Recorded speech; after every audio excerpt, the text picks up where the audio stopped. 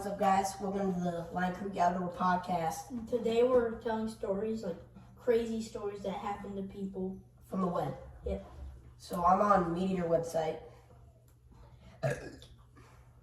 And they're saying it's a short story every hunter should read. So, Alright, this looks old. Henson's gonna start it out. Yeah. The Big Bear of Arkansas was first published in 1841 in a sporting newspaper called The Spirit of the Times. Thorpe's story was instantly popular with the paper's readership. Big Bear is a framed narrative told through the eyes of a passenger on a Mississippi steamboat headed north from the New Orleans. The narrator sees a wide variety of colorful characters, but none more colorful than Jim Doggett.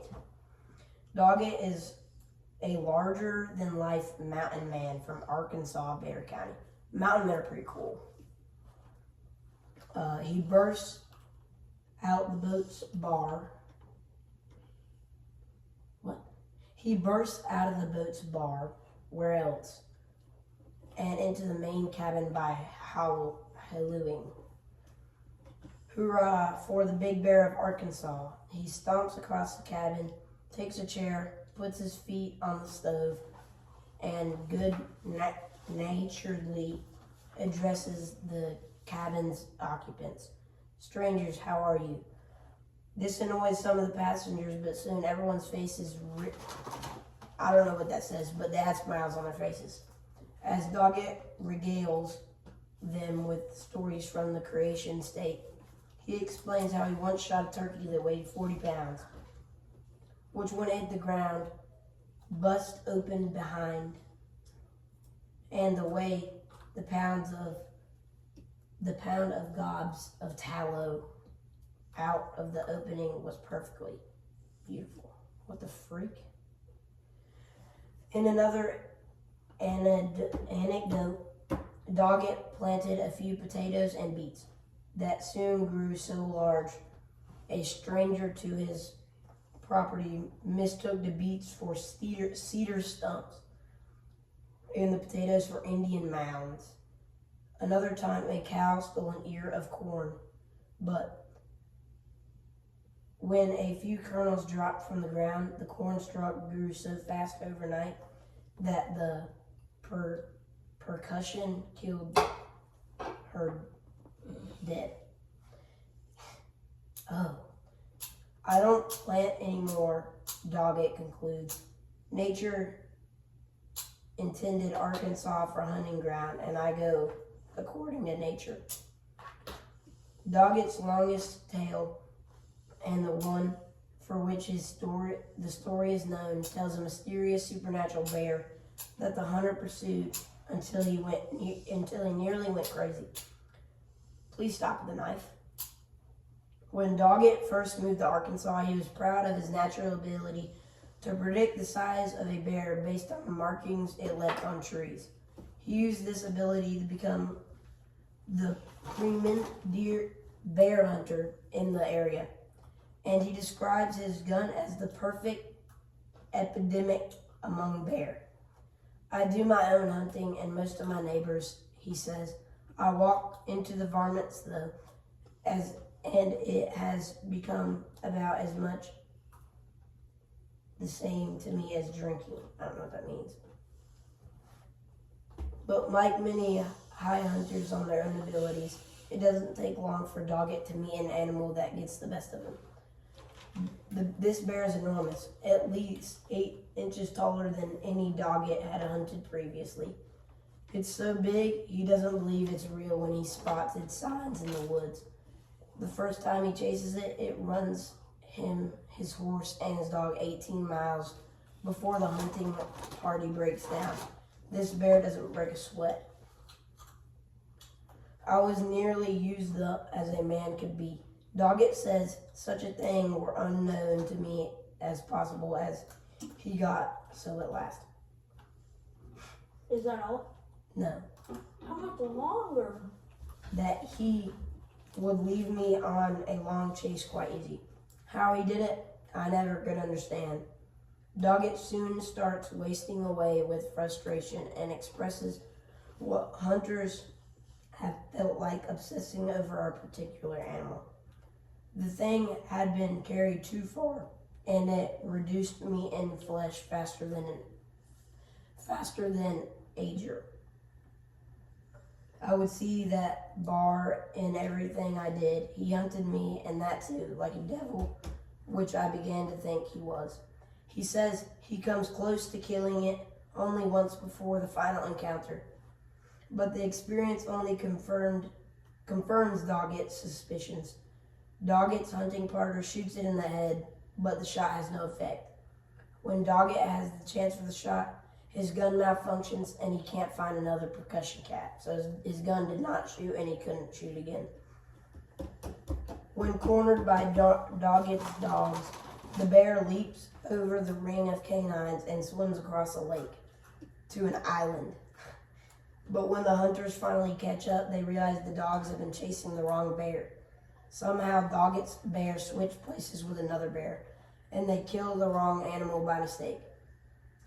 Doggett finally resolves to catch that bar, go to Texas or die. But the day before he plans to make his hunt, something unexpected happens. Doggett goes into the woods near his house to take a deuce. He brings his rifle and his dog along with him from habit, and he is sitting down also from habit. He spies the bear he sees the bear less than 100 yards away. The bear walks toward him, and Doggett stands and fires. The bear yells, wheels, and falls to the ground. Doggett tries to run after him, but trips over his inexpressibles, which he helpfully explains either from habit or the excitement of the moment, or about my heels. The bear has died by the time Doggett reaches him, and he's so large Doggett makes a bedspread that is wide enough to cover the bed and leaves several feet on each side to tuck up. That's honestly kind of crazy. I actually like that story a lot. Alright. This guy, wait. This guy chased a bear for so long, and he actually killed it. It was like a super bear. Alright, so what's your story about? My story is about somebody who about got jumped by a cougar. Okay, what website are you on? Field and Stream? Huh? What website are you on? Survivalist boards, Okay. Yeah, I'll go there and find the stories. I think. Alright, go. Alright. I went high up in the mountains, 5,000 to 5,500 feet.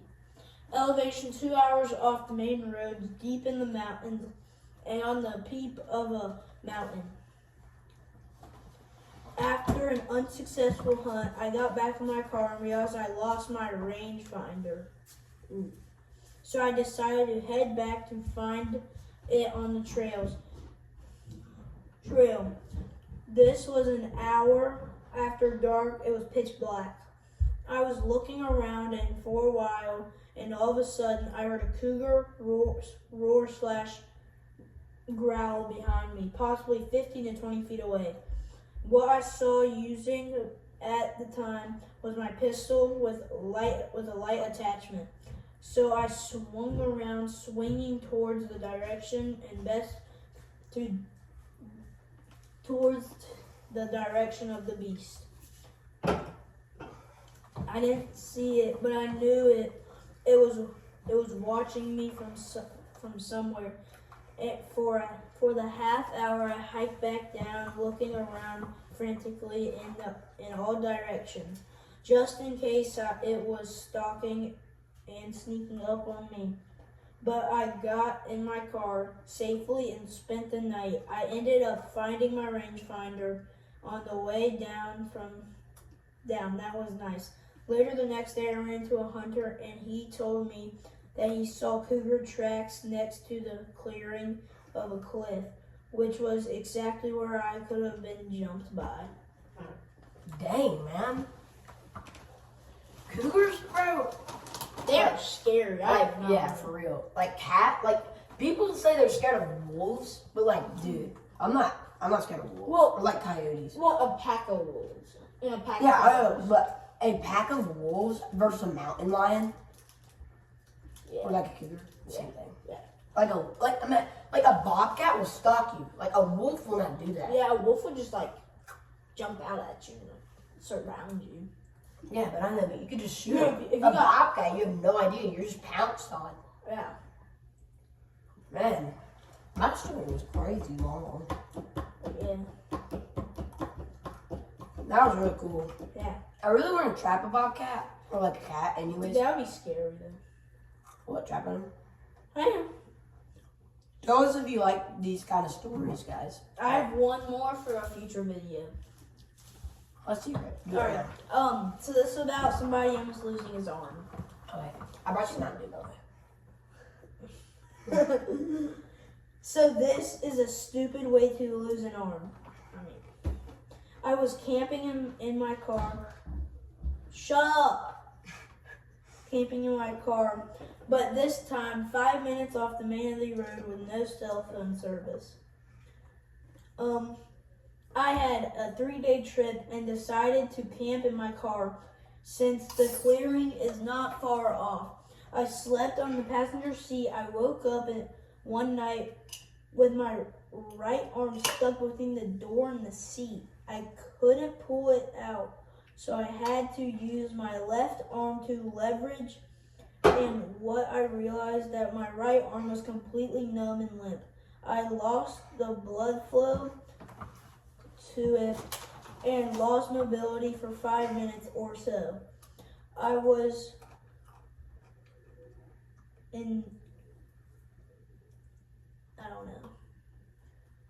fascinated. I wasn't worried. Infuriated? No. It wasn't worried about it until after I started to feel tightening and sensation and able to move my arm fingers, and when I realized the situation could have been much worse. It was so cool that my arm felt like the cartoons. Okay, yo, What? stop you right there. What is the dude talking about? Yeah, I don't know. Where they wave around a limp with no when they're like this. I don't know. Like when they're like, Yeah, I know. And they have like stars around their head. yeah. Slapping others with it all day. Bro, what? No, he's talking about the cartoons. It absolutely felt like a cartoon, and how left hanging was playing with my right hand flopping like a dead fish. Anyone else have any crazy hunting stories? Leave it in the comments. I don't know. I like Or that just kind of crazy stories. I mean, any story. We'll tell your stories. Yeah. I mean, drop us some stories below. Yeah, we'll talk about them We'll read them. if you want us to. Or like, I don't know. Leave us some suggestions for videos. That's all I'm Yeah. saying. We need to do that. Yeah, we do need to get some suggestions. Y'all need to contribute to the podcast too. All right, peace out.